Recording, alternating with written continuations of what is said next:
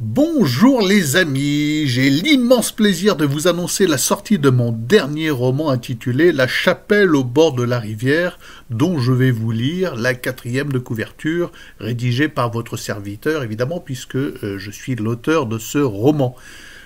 Donc, ce roman mystique, spirituel et philosophique plonge le lecteur au cœur des bouleversements de l'Église, corps mystique du Christ, depuis le Concile de Vatican II.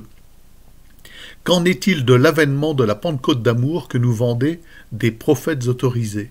Que reste-t-il aujourd'hui du fleurissement de communautés nouvelles entre les luttes, les trahisons et prévarications, si ce n'est plus de questions que de réponses? Ce livre est librement inspiré des vies des pères Jean Mortaigne, Emmanuel de Floris et Marie-Dominique Philippe. Donc, comme je le dis dans la quatrième, ce livre retrace essentiellement la vie du père Jean Mortaigne depuis sa rencontre avec le Christ en Algérie jusqu'à sa mort, on va dire, assez suspecte en Afrique.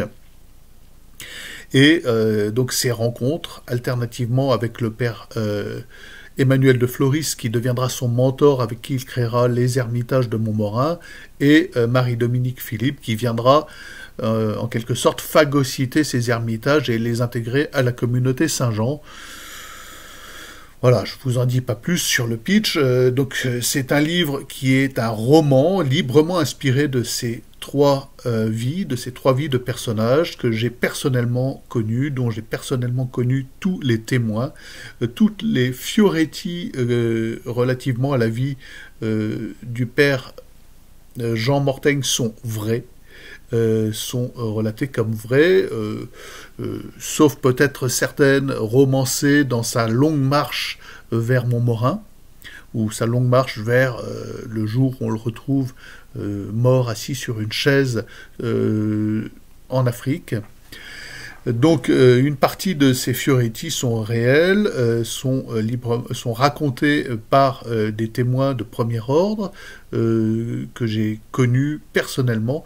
Donc c'est vraiment un livre témoignage clé et en même temps un roman. Voilà, il y a une certaine liberté d'écriture dans la narration psychologique de certains personnages. C'est aussi un livre philosophique, un livre où vous êtes entraîné dans une réflexion, par exemple, sur des points clés comme l'évolution, l'évolutionnisme, un livre mystique où vous êtes entraîné dans une réflexion sur l'Immaculée Conception, sur le prologue de l'Évangile de Saint Jean, sur la nature même des Écritures, de la Genèse. Donc c'est un livre dense, il est imprimé assez serré et assez épais. C'est en format A5, donc voilà, le format A5 c'est voilà, une demi-page A4, j'allais vous le montrer, mais bon, vous voyez tout ce que ça représente, ça tient dans un sac malgré tout, c'est pas un livre de poche. Vous le trouverez sur le site La Carte Postale Littéraire. Je vous invite à vous y rendre en masse et à profiter de ce livre. Vous n'en serez pas déçus. Il est donc édité à La Carte Postale Littéraire. Je suis moi-même l'éditeur en tant qu'auteur indépendant. Alors pour la petite histoire, je ne passe plus par des éditeurs pour des raisons personnelles. C'est quand même beaucoup plus simple d'être auteur indépendant aujourd'hui que de passer par des éditeurs. La dernière fois que je suis passé par un éditeur, ça s'est très mal passé, parce que l'éditeur s'est montré inconséquent, voleur, menteur, et voilà. Je pense qu'il était en mission pour enterrer mon avant-dernier livre, dont j'ai récupéré les droits d'ailleurs, je précise. Enfin, ça, voilà, c'est du détail, ça me regarde. Je vous envoie le livre dès qu'il y a 10 commandes. Pas moins, pas 9, pas 8, c'est pour des raisons évidentes de coût d'impression. Donc, dès que vous êtes 10 à avoir passé commande, vous recevez vos livres sous, on va dire, petite quinzaine, le temps de les imprimer, de les recevoir.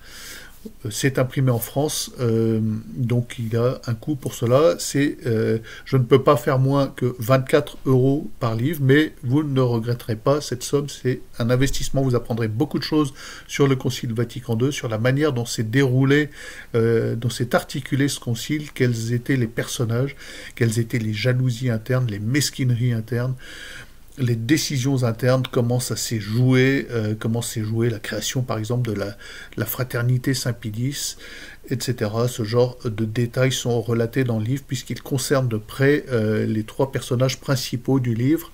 Bon. Donc 24 € plus évidemment les frais de port pour ce livre. Venez en masse sur le blog La Carte Postale Littéraire. Donc vous avez le lien dans la description de toutes mes vidéos. Voilà, donc je vous invite à ne pas hésiter à le commander, parce que d'une part, vous allez passer un excellent moment, vous apprendrez plein de choses, voilà, tant philosophiquement que spirituellement, et puis vous traverserez ces péripéties par les yeux du Père Jean Mortaigne, qui est un saint, je pense, qui ne sera jamais canonisé, évidemment, quoiqu'on ne sait jamais, voilà, mais qui est réellement au ciel et qui nous regarde et nous protège de là-haut. Ça, c'est une évidence pour avoir connu cet homme. Je peux vous garantir que ce n'est pas n'importe qui. Voilà. C'était pas quelqu'un d'idiot du tout, c'était un ingénieur, mais pour vous donner un petit exemple, quand il prêchait, il était prêtre, hein, il avait été ordonné à les Reims, et quand il prêchait, tout ce qu'il disait, c'est « Il faut suivre notre Seigneur Jésus-Christ ». Voilà, c'est en gros tout ce qu'il disait et l'essentiel de sa prédication. Voilà, c'était un personnage assez vertical, on va dire. Donc venez en masse commander ce livre et vous n'aurez pas à le regretter. Bon, juste une petite anecdote avant de conclure cette vidéo. Vous avez vu que Macron nous promet une prochaine baignade dans la Seine. C'est extraordinaire, nous allons pouvoir nous baigner dans la Seine. Nous apprenons accessoirement que cette opération baignade dans la Seine vient de nous coûter 1,4 milliard d'euros. Donc Macron, le magicien de la finance, doit avoir découvert un trésor dans l'Élysée ou trouvé le moyen de planter des billets et de les faire fructifier tels des haricots. Bon. Et on a vraiment aussi le sentiment que plus la France est en faillite, plus l'argent est à profusion pour des conneries et l'absolu n'importe quoi de ce gouvernement. C'est extraordinaire, n'est-ce pas les amis? Bonne journée.